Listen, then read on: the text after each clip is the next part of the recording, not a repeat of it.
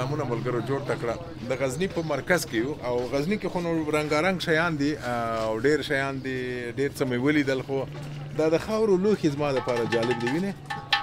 دا فکر کوم سماوار دی دلته کوزړۍ دي دلته تنورونه دي بېلابېل شیان دي راځئ چې د اصلي سړي سره چې د همدې کاروبار کوي د سره وغږېږو دی کیدای شي موږ ته ډېر معلومات راکړي ستړی مه شي جوړ تکړه خیر اوسې او نوم دې کراته ووایه نوم مې مطیع الله ده مطیع الله خان څومره وخت کېږي چې د دې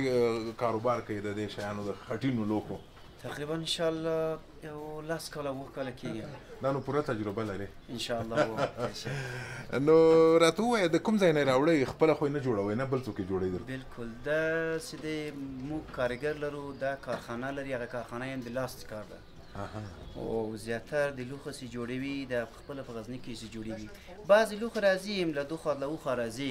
خو بعضې شیان دی دلته په خپله غزنی که جوړیږي و بس زیاتر ما پیشتر که شما صحبت میکردم گفتن که فارسی را میفهمین دارید انشالله و خریدارای شما معمولا کی میباشه از اطراف میان از غزنی از کجا میان که میخرن خریدارای ما معمولا زیاتر از خود غزنی از دولت هم از سمت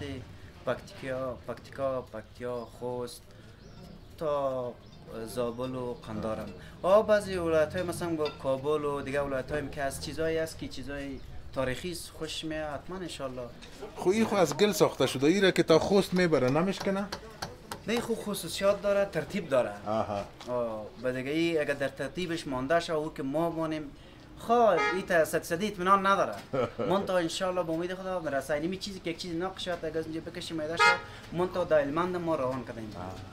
فکر کو از خوست دورتر فکر کو ما یکی از اینا رو میبرم لندن تا لندن گارانتی میتین که میرسه دیگرها را اگر ندیم شما رو انشالله گارانتی میتین مالایی هسته که دمی بینیزی که در داشتهای پخته میشه بعضی موقع رقم اگه صحیح پخته شوه مثلا یک چی شوه که از خشت پخته کده ما کمتر میشه چی چیزا در اینجا پخته میشه؟ در اینجا من میبینم سعی کنین این هم مزگل است؟ یه مزگل ساخت جالب دوینه دم د خټو نه دی خو داسې ښایسته سینگار جوړ کړی دی او دروند هم دی خو ایره باز از گل میسازین با شما ایره شما خو نه دیگه کسی که براتون میاره ایره این رقم چیز میکنه تزیین میکنه جالب